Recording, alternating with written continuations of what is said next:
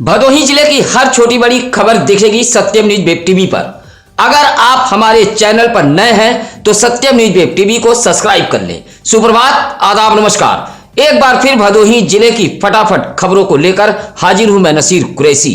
आज खबरों की शुरुआत करते हैं इस बड़ी खबर से। सरकारी तालाब जैसे भूमि पर अवैध अतिक्रमण को लेकर भदोही जिला प्रशासन की नजरें अब टेढ़ी हो गई हैं। न्यायालय के आदेश के बाद औराई के नरथुआ में बुलडोजर गरजा है। आंखों के सामने जमींदोज हो रहे आलीशान दुकानों व मकानों को देख कईयों की आंखों से आंसू टपक पड़े। तालाब की भूमि पर किए गए अतिक्रमण को लेकर औराई तहसील प्रशासन ने सभी को बेदखली का नोटिस जारी किया था और पिछले कई दिनों से अतिक्रमण हटाने की तैयारी में औराई तहसील प्रशासन जुटा हुआ था।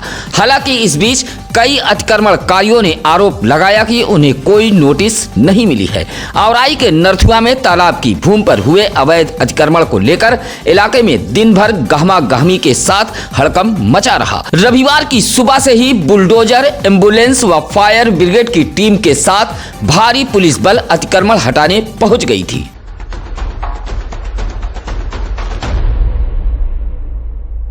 अतिक्रमण हटाओ अभियान के पहले दिन डीएम गौरांग राठी व एसपी डॉक्टर अनिल कुमार के निर्देश पर अतिक्रमण हटाओ दस्ता में शामिल एसडीएम औराई लाल बाबू दुबे, सीईओ यूपी सिंह, तहसीलदार सुनील कुमार, नायब तहसीलदार अंजनी कुमार गुप्ता, इंस्पेक्टर गगन राज सिंह के नेतृत्व में भारी पुलिस बल व पीएसी के जवान नरथुआ पहुंचे थे।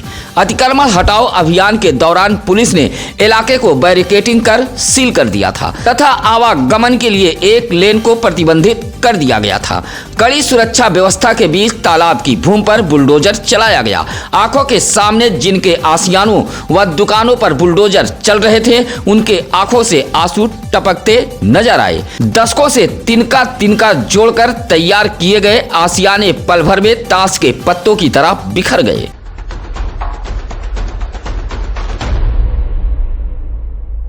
अतिक्रमण हटाओ अभियान में शामिल नायब तहसीलदार अंजनी कुमार गुप्ता ने बताया कि पहले दिन 30 दुकान व मकानों को ध्वस्त किया गया है। अब ऐसे लोगों को चिन्हित किया जाएगा जो भूमिहीन हैं। पात्रता के आधार पर ऐसे भूमिहीनों को पहले बसाया जाएगा। उसके बाद तालाब की भूमि पर ऐसे लोगों द्वारा किए गए अतिक्रमण पर बुलडोजर चलाया जाएगा। नायब तहसीलदार ने बताया कि कुछ लोगों ने जिलाधिकारी न्यायालय में अपील की है। ऐसे मामलों में पैरवी कर जल्द ही मामले को समाप्त कराया जाएगा और इन सभी के अतिक्रमण पर भी बुलडोजर चलाया जाएगा। सहारा इंडिया के जमाकर्ताओं का आक्रोश अब बढ़ता जा रहा है। भदोही जिले में फुटपाथ, ठेला, खुमचा व तमाम दुकानदारों ने अपनी मेहनत की कमाई पाई पाई करके जमा किया था, लेकिन अब सहारा इंडिया द्वारा पैसा देने में आनाकानी की जा रही है। ऐसे में जमाकर्ताओं का गुस्सा बढ़ता जा रहा है। रविवार को ठगी पीड़ित जमाकर्ता परिवार संगठन के बैनर तले जमाकर्ताओं व अभिकर्ताओं ने भदोही तहसील परिसर में बैठक करते हुए जोरदार प्रदर्शन किया है और सहारा इंडिया में फंसे भुगतान को तत्काल वापस किए जाने की मांग की है। कहा कि भदोही जिले में लगभग 1.5 लाख जमाकर्ताओं का पैसा फंसा हुआ है जिसे कंपनी देने में आनाकानी कर रही है। कहा कि अगर जमाकर्ताओं का पैसा वापस नहीं हुआ तो सहारा इंडिया के खिलाफ भदोही जिले में बड़ा आंदोलन किया जाएगा। बैठक व प्रदर्शन में के सिंह, लालजी मौर्य, राजेश प्रजापति, राजेश कुमार मौर्य, महानंदन यादव आदि मौजूद रहे। चायपान की गोमती अबूझाल में जल गई। आग लगने से चायपान के गरीब दुकानदार का भारी नुकसान हुआ है। आशंका जताई गई है कि रात के अंधेरे में अराजक तत्वों ने गरीब की गोमती को आग के हवाले कर दिया है। मामला दुर्गागंज थाना इलाके के मिश्राइनपुर का है।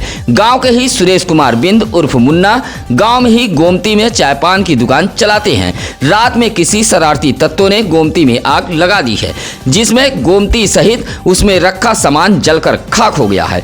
दुकानदार के मुताबिक हजारों रुपए के सामान सहित नकदी भी जलकर खाक हो गई है।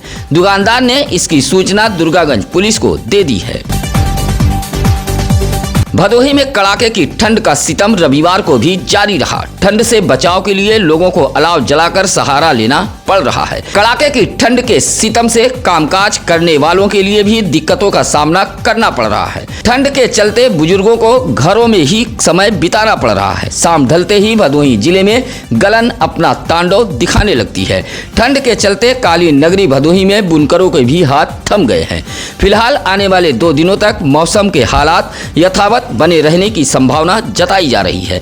इधर इस कड़ाके की ठंड में भी भदोही जिले का अन्नदाता खेतों में पसीना बहा रहा है। भदोही तहसील परिसर में मौजूद शौचालय की बदहाली देख चिराग तले अंधेरा जैसी कहावत चरितार्थ हो रही है। जिस तहसील परिसर में बैठकर अधिकारी स्वच्छता व विकास का खाका तैयार करते हैं, उसी तहसील परिसर में मौजूद शौचालय की हालत बदहाल है। रजिस्ट्री कार्यालय के ठीक बगल में मौजूद शौचालय साफ सफाई के अभाव में बदबू फैला रहा है, जबकि अक्सर यहां अधिकारियों का आना जाना लगा रहता है। यह शौचालय रजिस्ट्री कार्यालय के ठीक बगल में है, लेकिन साफ सफाई के अभाव में शौचालय बदहाल पड़ा हुआ है।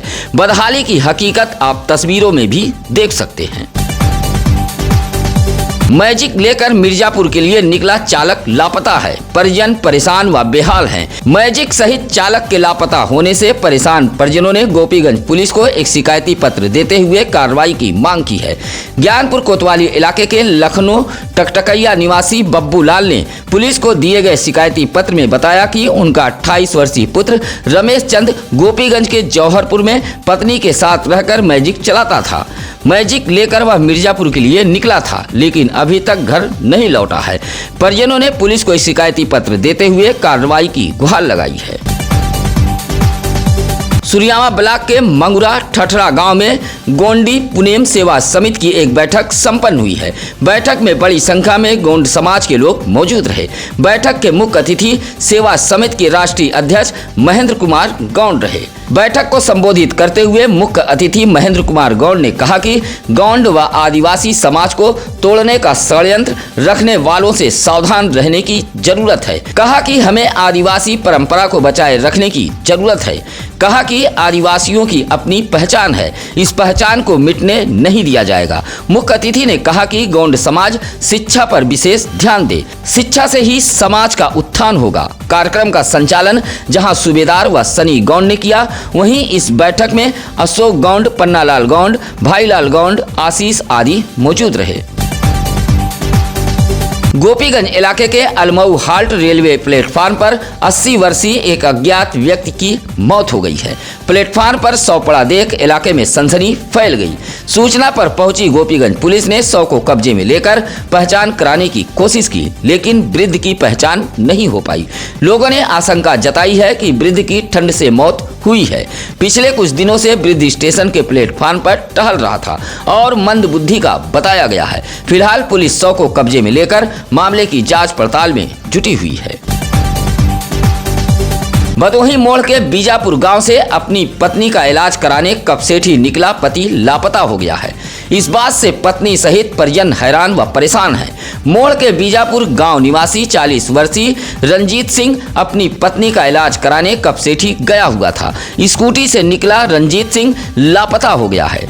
रंजीत सिंह का रंग गोरा है, लंबाई लगभग 5 फीट 6 इंच है। हल्के हरे रंग की जैकेट व आसमानी रंग की पैंट पहने हुए है। हालांकि परिजनों ने कपसेठी थाने में गुमशुदगी की रिपोर्ट दर्ज कराते हुए रंजीत सिंह के तलाश की गुहार लगाई है। ज्ञानपुर तहसील के राजस्व कर्मियों की मिली भगत से बेशकीमती सरकारी भूमि पर धनाढ्यों ने कब्जा कर लिया है। सरकारी भूमि पर किए गए अवैध कब्जे को लेकर चैरिटेबल ट्रस्ट के अध्यक्ष जमालुद्दीन उर्फ टीपू ने भदोही जिले के आला अफसरों को एक शिकायती पत्र देते हुए कहा कि ज्ञानपुर में आराजी नंबर 380 सरकारी भूमि के नाम से दर्ज है, जिस पर 31 व आराजी नंबर 431 पर 15 लोगों ने अवैध रूप से अतिक्रमण किया है। अतिक्रमण की गई सरकारी भूमि बेशकीमती है और इस पर धनाढ्यों ने कब्जा कर रखा है। शिकायती पत्र देते हुए सरकारी भूमि पर हुए अतिक्रमण को हटाए जाने की मांग की गई है। भदोही के वीर लाल शहीद सुलभ उपाध्याय के नाम से जिला अस्पताल के नामकरण की मांग तेज हो गई है। रविवार को गोपीगंज इलाके के कौलापुर में शहीद सुलभ उपाध्याय प्रतिभा सम्मान समारोह में यह मांग उठी है। प्रतिभा सम्मान समारोह के मुख्य अतिथि जिला पंचायत अध्यक्ष अनिरुद्ध त्रिपाठी रहे। इस कार्यक्रम में 50 प्रतिभावान छात्रों और 16 अलग अलग क्षेत्रों में बेहतर काम करने वाले शख्सियतों को सम्मानित किया गया है। कार्यक्रम का शुभारंभ जिला पंचायत अध्यक्ष अनिरुद्ध त्रिपाठी ने दीप प्रज्वलित करते हुए राष्ट्रगान का वंदन कर किया था। कार्यक्रम में खुद शहीद सुलभ उपाध्याय के पिता अशोक उपाध्याय मौजूद रहे, जहां पत्रकार संतोष कुमार तिवारी व अंकित पांडे ने सभी अतिथियों को बैच लगाकर स्वागत किया।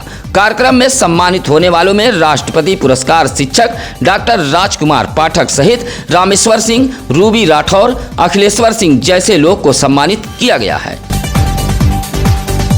उत्तर प्रदेश के मुख्यमंत्री योगी आदित्यनाथ के वाराणसी में आयोजित कार्यक्रम में भदोही जिले से भारतीय किसान संघ का एक दल काशी पहुंचा था। अनिल मिश्रा के नेतृत्व में भारतीय किसान संघ व औराई चीनी मिल संघर्ष समिति के बैनर तले गोपीगंज के जखांव से एक बस उत्तर प्रदेश के मुख्यमंत्री योगी आदित्यनाथ के कार्यक्रम वाराणसी में पहुंची थी। अनिल मिश्रा ने बताया कि औराई चीनी मिल चालू कराने सहित किसानों की समस्याओं को लेकर किसान संघ सीएम को पत्र सौंपेगा। किसान संघ से जुड़े किसान नेता एक बस से वाराणसी के लिए रवाना हुए थे। इस मौके पर हरि प्रकाश उपाध्याय, रोहित सिंह, रामाशंकर दुबे, रजनीश पांडे आदि किसान नेता मौजूद रहे। भदोही चेयरमैन अशोक कुमार जायसवाल ने क्रिकेट टूर्नामेंट का फीता काटकर उद्घाटन किया है। भदोही शहर के 3 अलग अलग स्थानों पर आयोजित क्रिकेट टूर्नामेंट का भदोही चेयरमैन अशोक कुमार जायसवाल ने फीता काटकर उद्घाटन किया है। बधवा, नई बस्ती, आलमपुर व घमापुर में क्रिकेट टूर्नामेंट आयोजित किया गया था, जहां मुख्य अतिथि के रूप में पहुंचे भदोही चेयरमैन अशोक कुमार जायसवाल ने खिलाड़ियों का उत्साह वर्धन करते हुए टूर्नामेंट का उद्घाटन किया है। इस दौरान मुख्य अतिथि ने कहा कि खेल से आपसी भाईचारा बढ़ता है और खेल को प्रोत्साहन देने के लिए उत्तर प्रदेश की योगी सरकार ग्रामीण इलाकों में भी खेल का मैदान तैयार करवा रही है। इस मौके पर अरविंद मौर्य, गुड्डू अंसारी, रमेश चौहान, शैलेश यादव आदि मौजूद रहे। गोपीगंज के जीटी रोड अमवा के समीप चल रहे संगीतमय श्रीमद् भागवत कथा के दूसरे दिन वृंदावन से पधारे कथावाचक डॉक्टर श्याम सुंदर पराशर महाराज जी ने माता पिता व गुरु की सेवा करने की सीख दी। कहा कि माता पिता व गुरु की गई सेवा कभी व्यर्थ नहीं जाती। महाराज जी ने कहा कि जीवन को सार्थक बनाने के लिए दूसरों की बुराई व निंदा से दूर रहें। श्री लक्ष्मी नारायण महायज्ञ व संगीतमय श्रीमद् भागवत कथा पंडाल में दूर दराज से श्रद्धालु जन पहुंचे थे। पंडाल में भारी भीड़ श्रद्धालुओं की उमड़ रही है। पूरा इलाका भक्तिमय में डूबा नजर आ रहा है।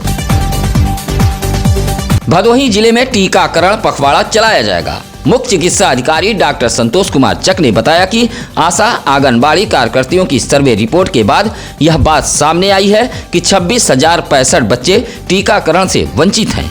5 वर्ष के आयु तक के बच्चों को तमाम बीमारियों की रोकथाम के लिए टीकाकरण करना था, लेकिन हजारों बच्चे छूट गए हैं। छूटे हुए बच्चों के टीकाकरण के लिए विशेष पखवाड़ा चलाया जाएगा। कहा कि यह पखवाड़ा 3 चरणों में होगा। 9 जनवरी से 20 जनवरी, 13 फरवरी से 24 फरवरी व 13 मार्च से 24 मार्च तक छूटे हुए सभी बच्चों का टीकाकरण किया जाएगा। अपने आसपास की खबरें हमारे टीम को जरूर बताएं। इसके लिए हम लगातार चैनल पर नंबर फ्लैश कर रहे हैं, या फिर सीधे आप हमारे सत्यम न्यूज सिटी कार्यालय भदोही शहर के चौरी रोड बूढ़ापट्टी में आकर मिल सकते हैं। फिलहाल आज के लिए बस इतना ही। अब नसीर कुरैशी को दीजिए इजाजत। नमस्कार, आदाब। ताज़ा खबरों के लिए सत्यम न्यूज को सब्सक्राइब करें